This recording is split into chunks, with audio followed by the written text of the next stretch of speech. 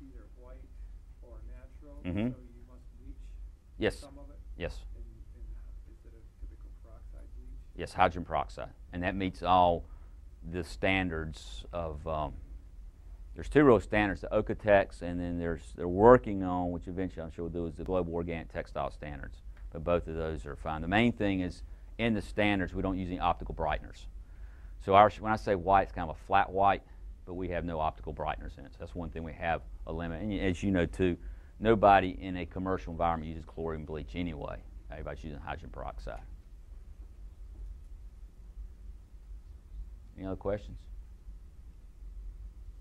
This is one of the largest group I've talked to, and I've had 3 questions today. Come on now, it's got to be. Well, what do y'all think?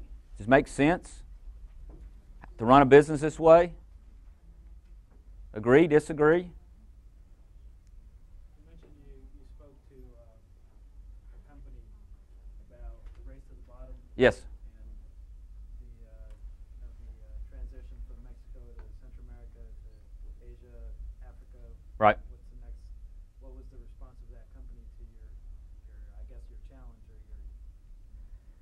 He kind of flipped it around. You know, this was one of the vice presidents of Vanity Fair, which makes or has North Face. I mean, they got a lot of different brands. I'm not sure what division he was in. Very nice gentleman, but you know, his position is we want to make products that the customer wants.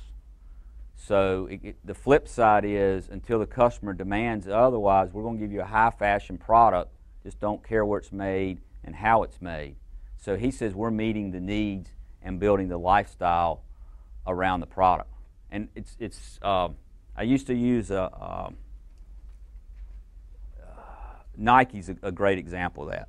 You know, Nike left us because the customers didn't support us. If the customer says, you know, I'm not going to buy that T-shirt because you can make it in the U.S., Nike wouldn't have left.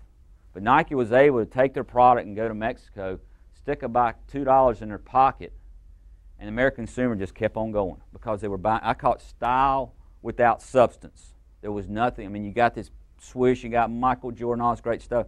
Peel that away, and it's a pretty ugly picture, especially if you see some of the condition. I met a guy that's been over to their shoe manufacturing in Asia, and it's a pretty rough life over there. But until you, the consumer that buys those $200 pair of T-shirts, demands differently, guess what they're going to do? They're going to continue doing that. So, it's, you know, you can't blame it on the brands. It's like a lot of people. I'm not a big fan of Walmart, but you can't blame Walmart, because it's the consumers that make Walmart successful. If the consumer changes their code of responsibility, Walmart wants to be around. Walmart wants to be successful. They'll change. But again, at the end of the day, we say, well, the government should do something, or we should regulate this, whatever. At the end of the day, it's us.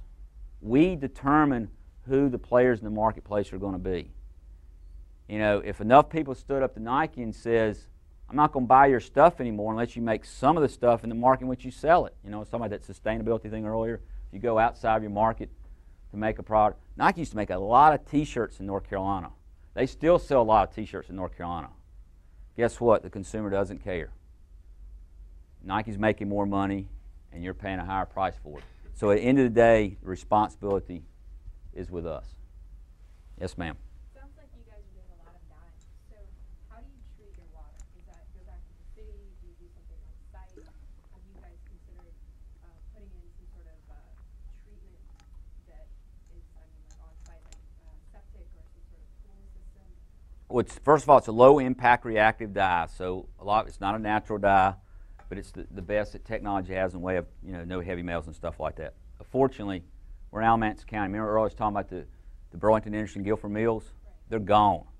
So the city had built these tremendous waste treatment facilities up. I mean, and then what happened, our water bill in Alamance County has gone up because they're gone and they use water. So the facility, the infrastructure is there. And we're, in our dye house, I mean, it's a drop in the bucket to what the Burlington Industry used to do.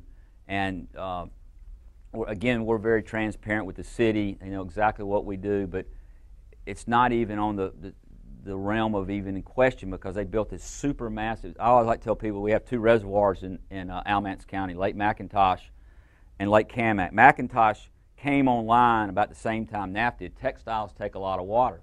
Well, they had to start planning at 10 years old. You just don't go build a lake and say, next year's your lake.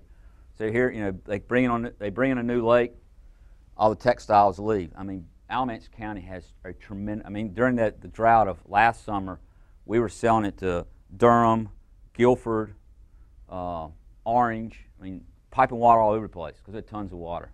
So really, it's where we are. We're taking, that's one benefit is there's so much infrastructure there that no concern.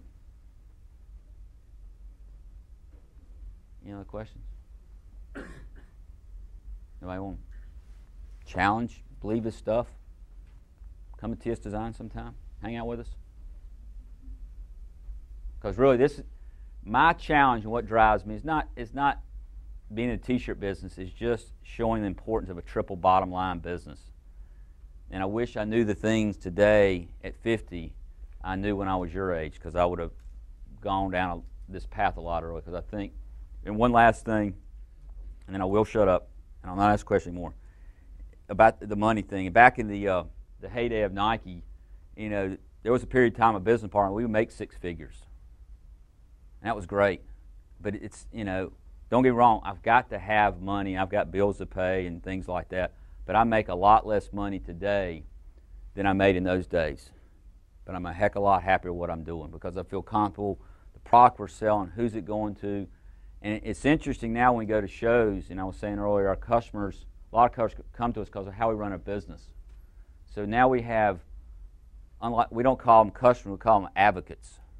And the exciting about having advocates for customers, and I got an email before I got up here, is when there's a problem in the old business model, going back, and I use Nike, it was Tommy, it was Gap, it's pulled all together. When there was one little problem, you were 1 day late shipping, one little quality issue here, whatever, boy, they would beat you to death. Now when there's a problem, you have a relationship with the customer, they want to work it out. And when I just got an email here, there was an issue where there was a communication between the customer and our customer service person. Definitely our fault. We were at error. The customer's like to reject the whole order. But you got customers that got a more holistic view, so we don't want to waste all those shirts. What can we do to make this work out? So again, we have more of our customers are advocates because they want us to succeed as much as we want them to succeed. So it's a challenging time to be in business. Don't get me wrong, but it's a more fun time to be in business because you have a lot wider base in which you're operating on. But as I said, I got business cards up here. You're welcome to come to TS Designs. Please call before you come. We'll be happy to give you a tour. And if you're afraid to ask any questions in public, I'll be up here and you can come ask me in private. But thank you very much.